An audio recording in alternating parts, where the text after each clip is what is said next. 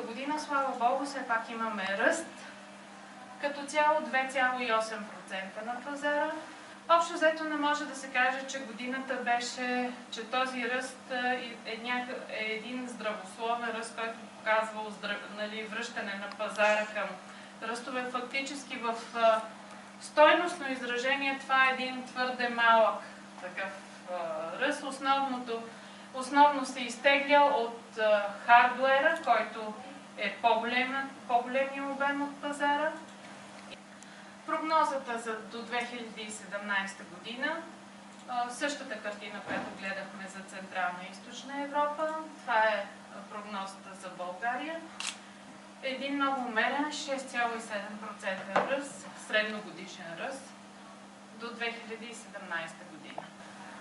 Тази година повече от 50% от организациите, които са отговорили на това проучване, смятат, че бюджета им ще бъде запазен същия. Малко повече от миналата година са тези, които смятат, че бюджета ще им е по-малък, 28%, и останалите смятат, че бюджета ще им е по-голям. От самото начало на кризата до сега хардуерният пазар се развива изключително зле и общо взето той дори е по-засегнат, отколкото въпреки, че е най-голям като дял от общо от тази пазара в България, той е и най-засегнатия. Той по принцип се развиваше и най-динамично преди това. И естествено, когато дойде кризата от началото на 2009 година до сега се развива в изключително негативна насока. Българския пазар навлиза в кризата с около 3 месеца и половина изместен във времето назад, в сравнение с средното за нашия регион на Централна и Източна Европа. И като цяло следва същата тенденция, с тази разлика обаче, че е с около 1-2 степени винаги по-надолу.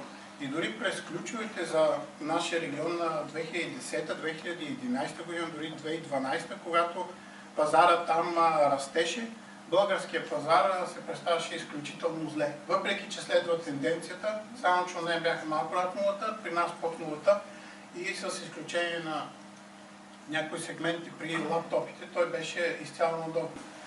При преносимите компютри, както виждате, през 2010 година този пазар дори е надминал най-добрата до момента 2008 година и този зигзаг ръстове и спадове през година ясно показва, че търсенето на преносими компютри е доста по-динамично.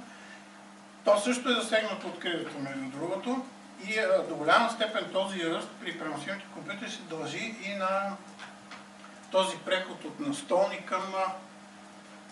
настолни към преносими, защото ако погледаме по абсолютни бройки, пазара от 2008 година си остава абсолютно недостижим. Делът на настолните компютри и съотношението между настолни и преносими се счита един от критериите за наситеност на пазара.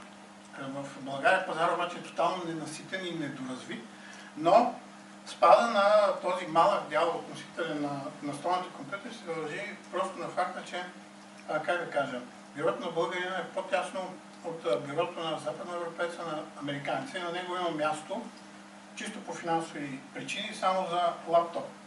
Докато западноевропейца си има настолен компютър, има си лаптоп, евентуално таблет. При нас общо взето консолидацията е около едно устройство и това е лаптоп. Този лаптоп обикновено е на цена под 1000 лева, освен това. Тоест е сравнително евтин. Миналата година по време на същата презентация бях проверявал и тогава установих, че средната цена на настолен компютър плюс средностатистически монитор в Западна Европа е по-висока от средната цена на лаптоп в България. В момента ситуацията е абсолютно същата. Българите купуват по-евтини лаптопи, отколкото в Западна Европа купуват настолни компютри. На този етап е очевидно, че таблетите влияят директно върху преносимите компютри с диагонал 10, 11, 12 инча. Директно влияние наричаме човека решава, че повече никога няма да си купи такъв лаптоп, а изцяло ще ползва вместо него таблет. Индиректното влияние го отчитаме като човека решава, че отлага покупката за лаптоп, т.е. сега на Великден вместо да си сменя лаптопа ще си купя таблет, а пък лаптоп ще търся, да речем, към нова година.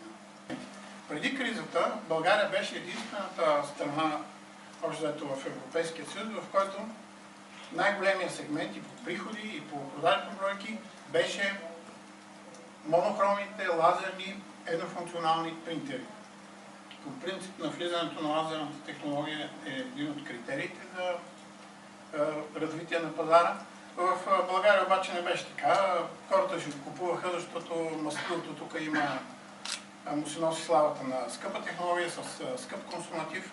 След като започна кризата обаче, нещата се промениха. Хората спряха да купуват, силно се намалиха продажбите на лазерни устройства. Обратното.